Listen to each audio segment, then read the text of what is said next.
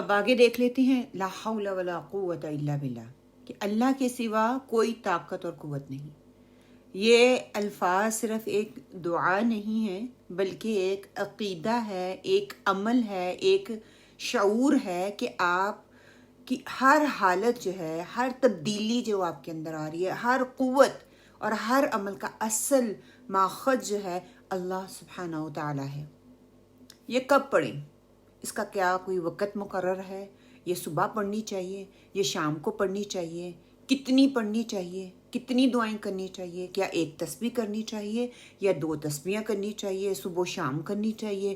کیا مغرب کے وقت کرنی چاہیے یا عصر کے وقت کرنی چاہیے؟ اور پھر کیوں کرنی ہے؟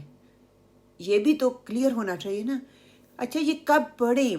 جب آپ کو لگے کہ یہ کام میرے بس سے باہر ہے، جب آپ تعریف سے غرور میں پڑھنے کے لیے آپ کو لگے کہ میرے اندر غرور آ رہا ہے، میرے اندر تکبر آ رہا ہے، کوئی آپ کی تعریف کر رہا ہے، جب خود کو آپ تنہا محسوس کریں، آپ کو لگے میرے ارد گرد کوئی بھی نہیں ہے، لوگوں کا اتنا بڑا مجمع ہے، آپ کو لگ رہا ہے کہ میرے ارد گرد کوئی بھی نہیں ہے، آپ اپنے آپ کو تنہا محسوس کر رہے ہیں، تو یہ کلمہ پڑھیں لا حول ولا قوت الا باللہ۔ جب ذمہ داریاں اتنی بڑھ جائیں اور وقت کم لگنے لگے، ایسا لگے کہ وقت میں برکت ہی نہیں رہی، تو تب آپ یہ دعا پڑھیں۔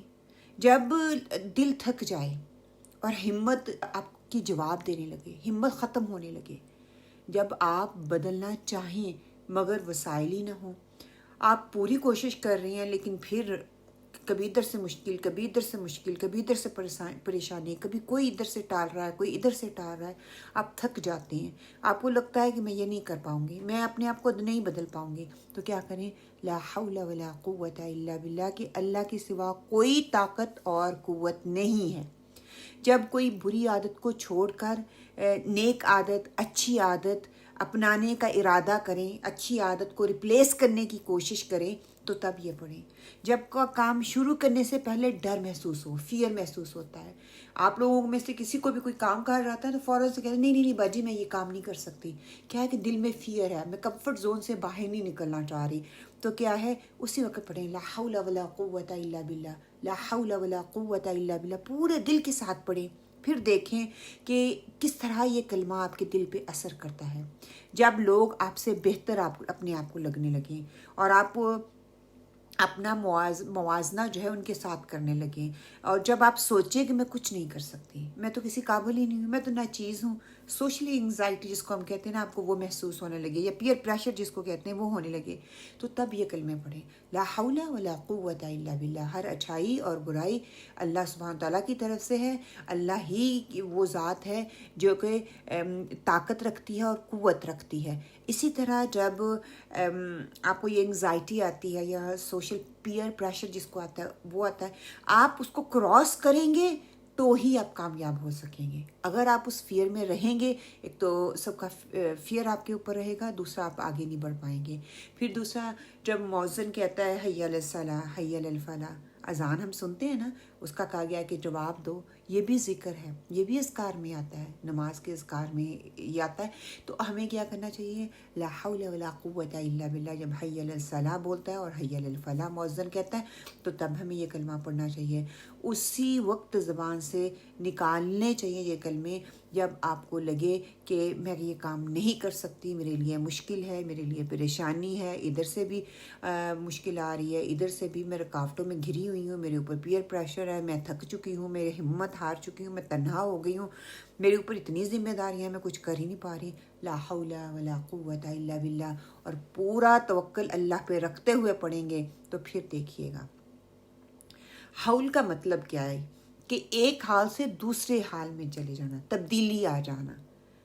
قوت کا مطلب کیا ہے؟ عمل اور ارادہ، ہمت اور طاقت، کہ نہ آپ کسی حال سے دوسرے حال میں خود جا سکتے ہیں، بدل سکتے ہیں سوائے اللہ کی دی ہوئی توفیق سے، نہ کسی عمل میں قوت رکھتے ہیں، یہ سب کچھ صرف اور صرف اللہ سبحانہ تعالیٰ کی دی ہوئی توفیق سے ہی انسان کے اندر ہوتا ہے، اللہ تعالیٰ کی دی ہوئی توفیق سے ہی انسان کر پاتا ہے۔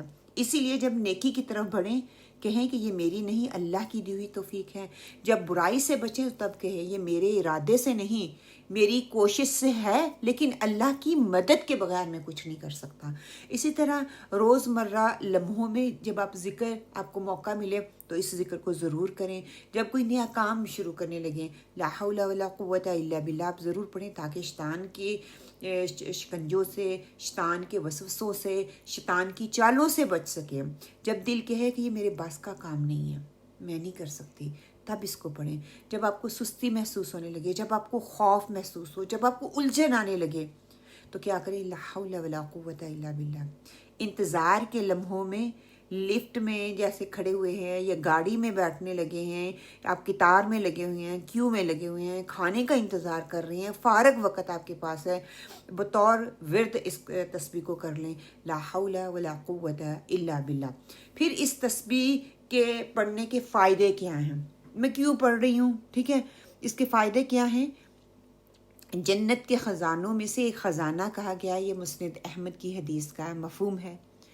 آپ کو سوشل انگزائٹی ہو رہی ہے، آپ کو پریشانی ہے، آپ کے اندر خوف ہے، یہ تھکن کا علاج ہے. ہر وقت کہتے ہیں میں تھکی ہوئی ہوں، میرے اندر انرجی نہیں ہے، میرے اندر طاقت ہی نہیں رہی، تو پڑھیں ولا حول ولا قوت الا باللہ. توکل اپنے اندر پیدا کرنا ہے، اللہ کی قربت حاصل کرنی ہے تو اس کو پڑھیں. بڑے بڑے فیصلے کرنے ہیں، چیلنجز آ رہے ہیں، خطرناک موقعوں پر دل کو مضبوط کرنا چاہ رہے ہیں تو یہ کریں. ابن قیم کہتے ہیں کہ بادشاہوں کے دربار میں جانے جیسی صورتحال میں حیران کو اس نے اثر اپنے دکھائے کہ عقیدہ توحید اور اللہ پر مکمل انحصار سکھاتا ہے یہ کلمہ، کہ نیکی کی طرف رغبت دلاتا ہے آپ کا، اور غرور سے آپ کو بچاتا ہے، عاجزی آپ کے اندر لے کے آتا ہے. جب یہ دعا پڑھیں گے تو یہ دعا ہمیں سکھاتی کیا ہے؟